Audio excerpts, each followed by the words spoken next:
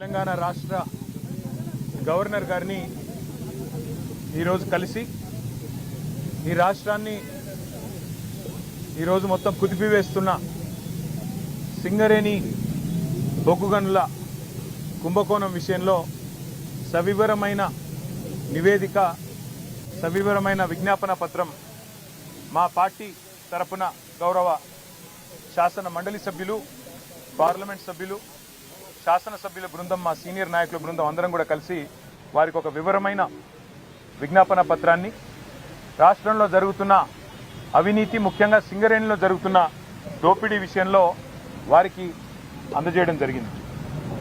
సింగరేణిలో అవినీతి జరుగుతున్నదని ఆధారాలతో సహా మా శాసనసభ పక్ష ఉపనాయకులు, మాజీ మంత్రి పెద్దలు హరీష్ రావు గారు పత్రికా సమావేశం పెట్టి ఆధారాలతో సహా బయటపెట్టినప్పటి నుంచి కాంగ్రెస్ పార్టీలో వణుకు మొదలైంది. మీడియా కూడా మాకు సహకరించి ఈ కుంభకోణాన్ని పూర్తి స్థాయిలో బట్టబయలు చేసేసరికి పాలకుల గుండెల్లో రైళ్లు పరిగెడుతూ ఉన్నాయి. కేవలం మాట్లాడడమే కాదు, ఆధారాలతో సహా మరి ఈరోజు పూర్తి స్థాయిలో ఈ కుంభకోణాన్ని బట్టబయలు చేసినాం.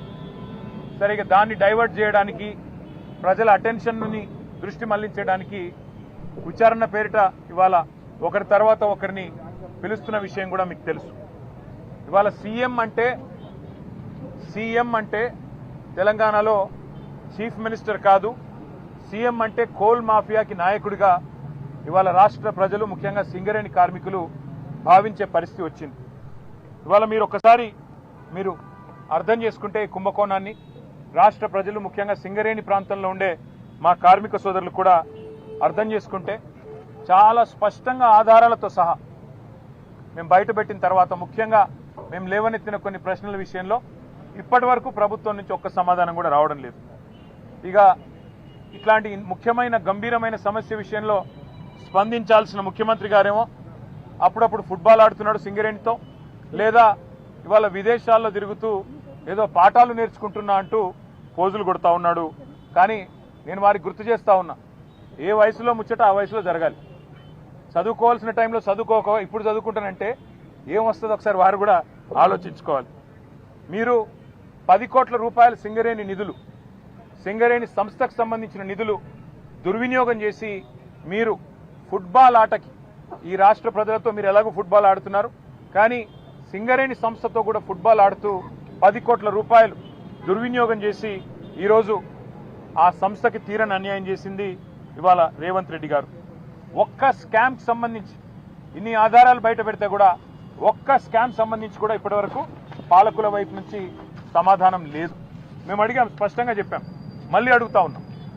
ఓబీ టెండర్ల విషయంలో, ఓవర్ బర్డెన్ టెండర్ల విషయంలో గతంలో ఎన్నడూ లేని సైట్ విజిట్ సర్టిఫికేషన్, అంటే మీరు సైట్ మీదకి రావాలి, అక్కడికి వచ్చినట్టు సర్టిఫికేట్ తీసుకోవాలి అనే నిబంధన పారదర్శకతకు పాతర వేసి ఎందుకు పెట్టినారు, గతంలో ఎన్నడూ లేని విధంగా ఇది ఎందుకు పెట్టారంటే ఇంతవరకు సమాధానం లేదు.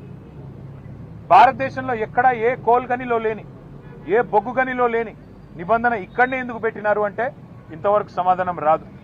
అట్లాగే నిజంగానే 2018 నుంచి 2024 వరకు ఈ నిబంధన గనక కేంద్ర ప్రభుత్వం ఒకవేళ సిఫారసు చేసి ఉంటే ఆ రోజున్న బీఆర్ఎస్ ప్రభుత్వం అమలు చేయలేదు. అన్ని టెండర్లను కూడా ట్రాన్స్పరెంట్ గా మేము పిలిచినాం. అందుకే ఆ రోజు అన్ని మైనస్ టెండర్లు వచ్చినాయి. ఎస్టిమేటెడ్ కాస్ట్ కంటే తక్కువ ఖర్చుకే సింగరేణికి డబ్బులు ఆదా చేస్తూ ఆ రోజు జరిగిన మాట వాస్తవమా కాదా?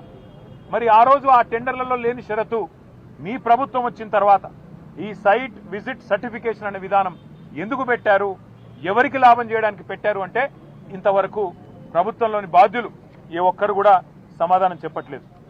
2025-26లో నిజానికి జనవరిలో ఒక టెండర్ చేశారు ఈ నిబంధన లేకుండా.